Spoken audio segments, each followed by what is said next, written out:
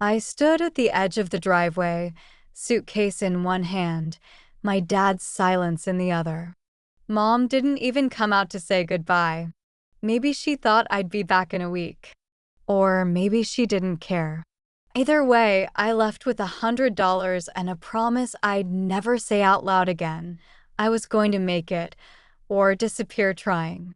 When I walked away from that house 5 years ago, I wasn't just leaving home, I was leaving behind everything I thought I was supposed to be. My family didn't believe in dreams. Not the kind that paid you in passion and sleepless nights.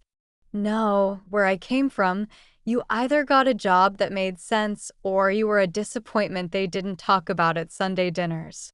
I was 18, angry, determined, and dumb as hell, if I'm being honest.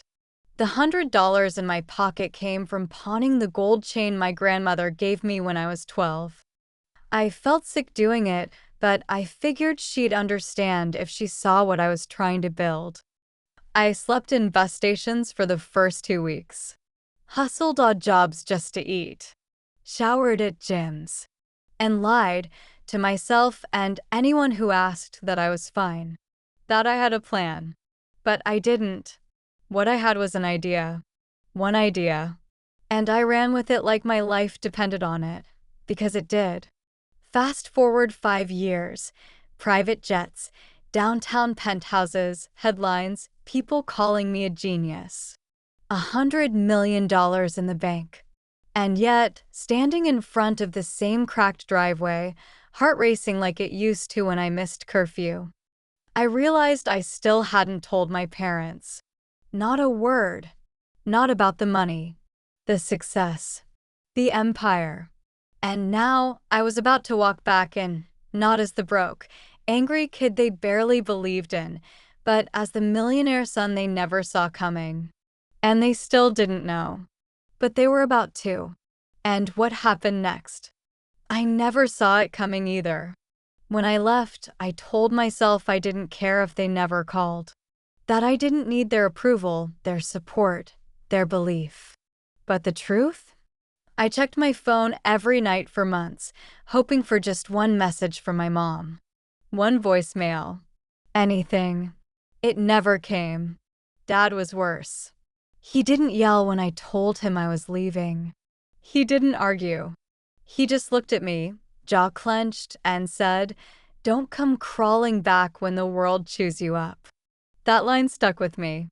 Every time I failed, and there were so many failures, I'd hear it in my head, like a curse I had to break. But what really haunted me was the silence. They didn't know what I'd been through. The near eviction. The ramen dinners that weren't even full meals. The nights I had to choose between paying for Wi-Fi or eating. The loneliness that came with chasing something no one else could see. They also didn't know about Ava. Ava was my first real friend out there. She worked at this 24-hour diner where I used to sit for hours nursing one cup of coffee just to stay warm and connected to something human. She saw right through me. "You're not from here," she said one night, refilling my cup without asking. "No," I said. "And you're not just a waitress." She smiled like I passed a test. Turns out, she had dreams too, big ones. But unlike me, she was used to starting over. We became each other's anchors. We built from the ground up. We started coding projects in her cramped apartment, teaching ourselves everything from YouTube and borrowed books. And when the idea hit, the one that would eventually explode into a tech empire, she was right there with me, eating instant noodles and debugging lines of code until sunrise. Ava was more than a partner. She was my person, my chosen family. But even she didn't understand why I never told my parents. They should know. You made it. That's what you wanted, right? It's not about making it, I said. It's about whether it matters to them that I did. That was the core of it, wasn't it? I wasn't afraid to face them as a failure. I was afraid to face them as a success and still feel like a disappointment. Because some wounds don't heal with money.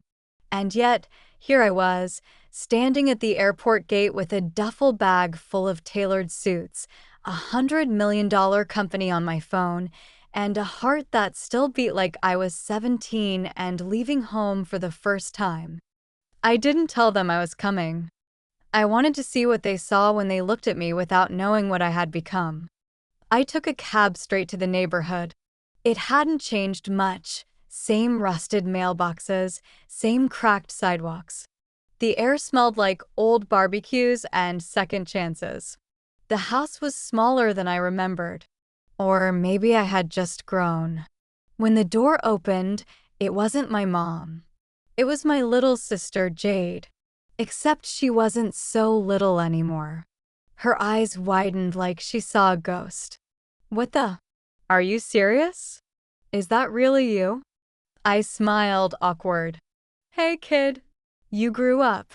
She practically tackled me with a hug, laughing and crying all at once. You look different. You smell like success or something. I chuckled. That's just expensive deodorant. We sat on the porch, and she filled me in. Dad retired early due to health issues. Mom picked up more hours at the pharmacy. And no, they never really talked about me. Not in front of her anyway. I think they missed you, she said quietly. Doesn't feel like it, I replied. But before she could answer, the front door creaked again. Mom stood there, arms crossed, mouth slightly open. Not angry, not relieved, just stunned. Hi, Ma. And just like that, everything I had rehearsed, the speech, the casual reveal, the triumphant return, evaporated. She didn't run to hug me. She didn't cry. She just said, "So, you're back." And that's when I realized the real conflict wasn't about money or success. It was about whether I was ever going to stop chasing validation from people who might never give it, and whether I could finally learn how to forgive them. Or myself. It's a strange thing, coming back home after you've reinvented yourself. The rooms feel smaller, the air feels heavier, and the silence feels louder than it ever did before. After the shock wore off, Mom let me inside without a word. No hug. No, we missed you. Just a stiff nod and a quiet, "Come in." Like I was a distant cousin dropping by, not her son returning after 5 years in the wilderness. Dad was sitting in the recliner in the living room, the same one that used to creak when he'd yell at the TV or lecture me about being realistic. His hair had thinned, and he looked smaller now, like the years had chipped away at his edges. But his eyes were still sharp. He didn't stand up, didn't blink, just stared at me and said, "Didn't think you'd come back." I wanted to say something clever, something cool, maybe even something kind. But all I managed was, "Yeah, well, I did." And then came the silence. The kind that makes you feel like you're back to being 16 and invisible. Jade tried to lighten the mood. Bless her. She asked about my new life, the places I'd been, the people I'd met. I kept it vague. I didn't want to drop the money bomb yet, not until I knew if it would even matter. But the tension in the house? You could cut it with a butter knife. That night, I stayed in my old room. Same peeling posters, same crooked desk. But the bed was too short, and the ceiling seemed too low. The ghosts of my past whispered from every corner, reminding me why I left. I stared at the ceiling, phone glowing in my hand. Ava had texted. "Ava, you okay? You disappeared on me." Me, home. It's weird. Ava, they don't know yet, do they? Me, not even close. She didn't press. She just replied with a single heart emoji. Ava always knew when to push and when to just be there. The next morning, over a quiet breakfast of overcooked eggs and undercooked conversation, the cracks started showing. "So," Dad said suddenly, not looking up from his plate, What VE you been doing all these years? You working? There it was. The question. I swallowed my coffee slowly. Yeah. Started a company. He gave a grunt. One of those online things? I smiled tightly. Yeah. One of those. He didn't ask more. And that was the problem. He didn't want to know more. He'd already decided it wasn't real. That I was still that naive kid who didn't understand the world. Mom, clearing the dishes, chimed in. You could have at least called. We thought you might have been dead. I froze. Did you? 'Cause it didn't feel like anyone was looking. She flinched just slightly. We gave you space. You gave me silence. The conversation ended there. Later that day, Jade dragged me to a local coffee shop where she said her friends hung out. She wanted me to touch grass, as she put it. I didn't mind. It was a chance to breathe. Her friends recognized me, not from family photos, but from the internet. Wait, you're that guy? The app dude? The startup guy who turned down investors and went solo. I nodded sheepishly. That's me. Their awe was immediate and humbling. And in that moment, I realized something. The world knew who I was. But my family didn't. Jade pulled me aside afterward, eyes wide. Why didn't you tell them? Mom and Dad? They have no idea you're famous. Rich. I shrugged. I didn't come back for a parade. I came back to see if they cared before all that. They won't if you keep hiding who you are. Her words hit harder than I expected. Maybe because they were true. Back at the house, I opened my laptop in the kitchen while Mom prepped dinner. She glanced at it suspiciously, like it might explode. You still glued to that thing? She asked. I smiled faintly. Yeah. It runs my whole company. Company, she repeated, skeptical. I turned the screen toward her, showing her the dashboard, real-time analytics, team communication, client portfolios. This is what I built, I said. It started with an idea, Ava, and I had. Now it runs in 20 countries. We just hit our $100 million valuation last quarter. She looked at the screen, then at me, then back again. Is that supposed to impress me? I blinked. No. I just wanted you to know. All I ever wanted was for you to be stable. Not chasing some dream. I am stable. This is stable. She shook her head and muttered, money doesn't make you better. I stared at her, something in me breaking. No, but maybe if I had it back then, you would have listened to me. Later, I tried with Dad. I showed him the press releases, the awards, the partners we'd landed. I told him about the university that wanted me to speak, the nonprofit I'd started in my hometown. He barely looked at it. Just said, so what? So what? I echoed, stunned. You made money. Good for you. But you think that erases 5 years of silence. You were the one who told me not to come back, I snapped. He stood up then, surprisingly fast for someone his age. Because I wanted you to prove me wrong, not vanish like a coward. The room pulsed with tension. I felt like a teenager again, small and angry. I did prove you wrong. Then why are you so desperate for us to care? That stopped me cold. That night, I sat on the porch alone. The stars above were the same ones I used to wish on. Back when I thought wishes mattered. Ava called. How bad is it? She asked softly. Worse than I thought. It's like they're allergic to being proud of me. Maybe they're just scared, she said. Scared that they don't know you anymore. Or that they were wrong. I exhaled slowly. I don't know why I thought coming back would fix anything. Because you're still that boy who wanted them to see you. The next day, I found Jade in the garage, going through my old boxes. She held up a tattered notebook. Is this where the idea started? I nodded. The original sketches. We mapped it all out there. She handed it to me gently. Then maybe you should show them this. Not the articles or money. This. The part they forgot about. That evening, I laid the notebook on the kitchen table while Mom and Dad ate in silence. This is where it started, I said.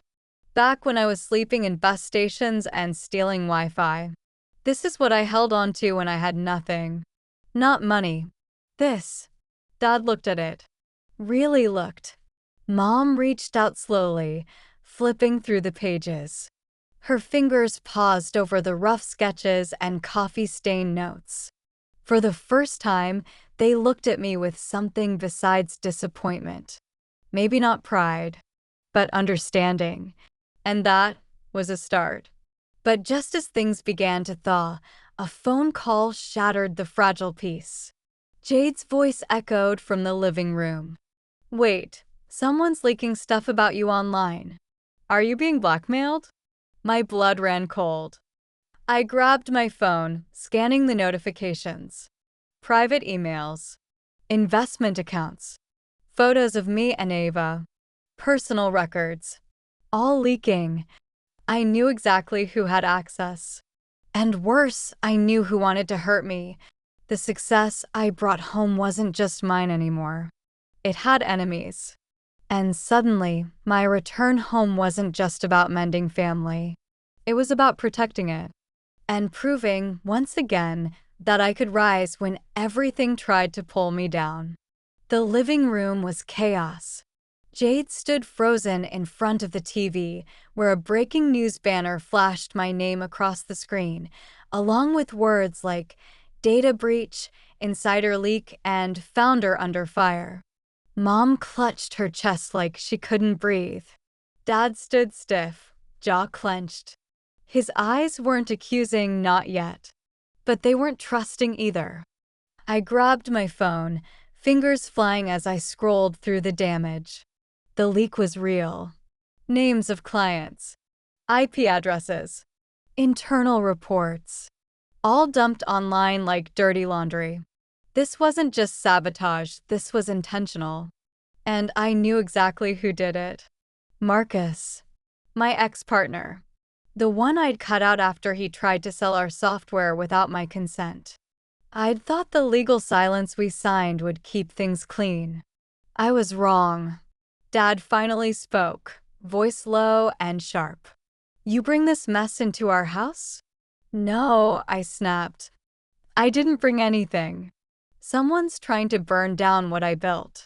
Then why are we the ones getting smoked? I turned to him, pulse pounding in my ears. Because for once, I thought maybe you'd care.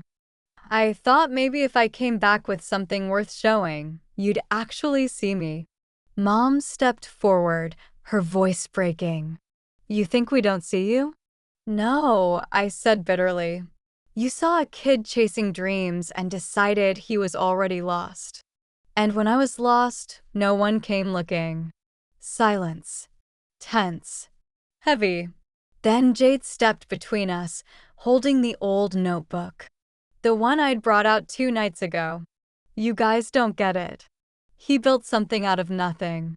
You don't have to understand it, but you do need to stop pretending it's not real. Dad looked at the notebook like it was radioactive, but something in his face shifted just slightly. A flicker of realization. I turned to them both. This leak? I'll fix it. I always do. But I came back here because I wanted to fix this too. What's this? Mom asked. The space between us, I said. The silence.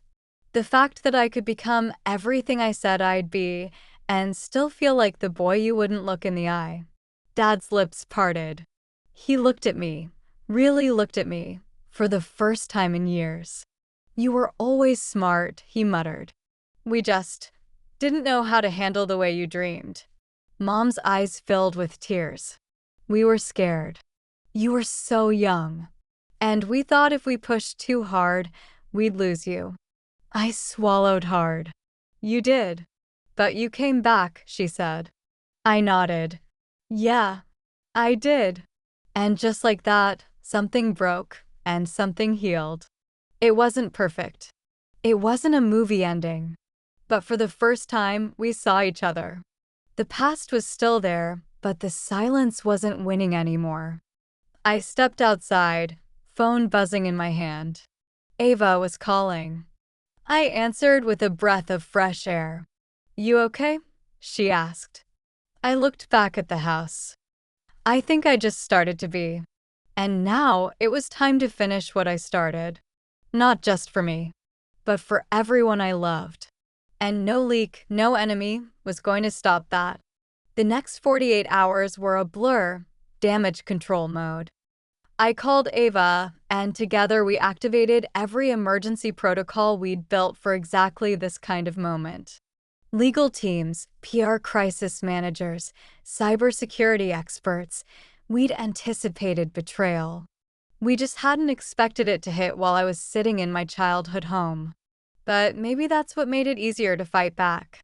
For once, I wasn't facing the storm alone. Dad offered me the garage for a quiet workspace. The same garage where I once tried, and failed, to build my first computer out of salvaged parts. Now it was mission control. He even helped clean it out. Didn't say much. Just cleared boxes, wiped the table, plugged in an old lamp. But the silence between us wasn't bitter anymore.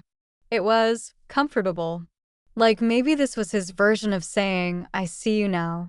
Mom started bringing coffee. Real coffee, not the instant kind I grew up on. She still didn't understand what half my tech lingo meant, but she asked questions now. Listened. And in her own quiet way, began to show up. Jade, of course, was my shadow. She sat beside me during every update call, every server patch, every team briefing. "You really do this every day?" she asked one night. "Not usually in a garage with lawn chairs," I said with a grin. The media storm passed quicker than I expected.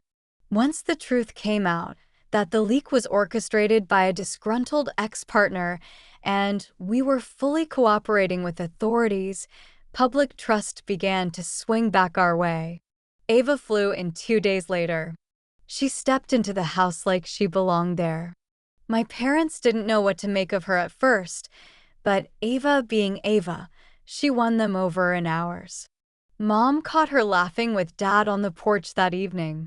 Something about a story I'd clearly never heard. That night, over a quiet dinner, Dad looked at me and said, "You know, when you left, I was mad because I thought you were running away. But now I see you were running towards something." I swallowed hard. I didn't want to hate you for not believing in me. And I didn't know how to believe in something I didn't understand. We both nodded, like two men realizing we'd both done the best we could with what we had, and maybe it was time to let go of what we didn't. Before I left again, I gave Mom a small box. Inside was a check, enough to pay off the mortgage, replace the car, and still have plenty left over. She opened it slowly, eyes wide. "What's this for?" "For the years I was too proud to call." She teared up, pulling me into a hug. The kind I'd waited 5 years for. And as I stepped back onto the same driveway I left half a decade ago, with the same suitcase, but a different soul, I realized something important. I had gone out into the world trying to prove my worth, but I came back to remember who I was. And that made all the difference. It's funny how full circle moments sneak up on you. I left home with $100 and a chip on my shoulder, convinced that success would fix the hole my parents left in me. That if I could just make enough, build enough, be enough, they'd finally see me. But success didn't fill the silence. Love did. Forgiveness did. Coming home wasn't about showing them what I had. It was about showing myself that I didn't need their permission to be proud of who I'd become. They didn't change overnight. Neither did I. But something shifted between us, like we stopped standing on opposite sides of a closed door and finally cracked it open. Now I carry that boy with me, the one who left with nothing but stubbornness and a dream. I honor him every time I keep going, not for applause, but for peace. And even with the money, the company, the headlines, that peace, that's what matters most. As I stood at the airport again, Ava by my side, I glanced down at a text from my mom. Proud of you. Always were. Just didn't know how to say it. That was all I ever needed. And maybe now. I'm finally free.